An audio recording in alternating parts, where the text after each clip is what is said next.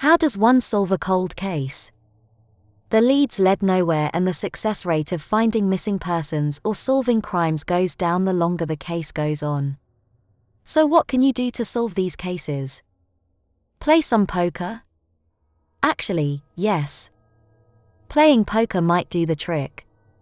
20-year-old Derek Comrie from Hartford, Connecticut was killed after a high school basketball game in January 2006.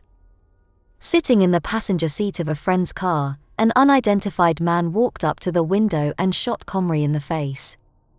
The only details about the murderer were braids in his hair and dressed in a puffy black coat. The case went cold. In 2010, Connecticut authorities received a tip from someone serving time in a Connecticut prison. And in July of 2011, justice was brought to Comrie's killer with a sentence of 37 years in prison. How'd it happen? With a deck of cards. In 2003, the US government developed personal identification playing cards to help identify the most wanted members of Saddam Hussein's government. The idea was to print decks of cards featuring the names and images of those individuals, thereby increasing the likelihood of soldiers recognizing them in the field. Polk County law enforcement officer Tommy Ray thought this idea could extend to cold cases. Featuring the portraits and names of victims, a short description of the crime, any reward offered and a telephone number to the tip line, these decks became known as cold case playing cards and were sold in prisons for $1.75 a pack.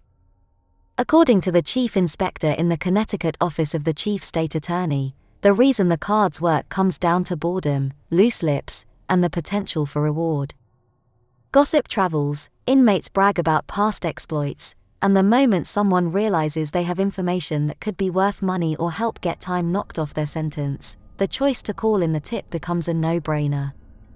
A spokesperson for the Florida Department of Law Enforcement explained, "It's kind of like interviewing 93,000 inmates for new leads, and it has worked wonders."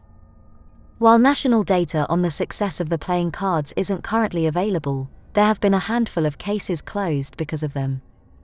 Authorities in Florida solved 3 murders in 3 months after the cards were introduced. 9 Connecticut cases have been solved because of them. And as of April 2015, the Colorado Bureau of Investigation has received more than 60 tips from inmates using the cards.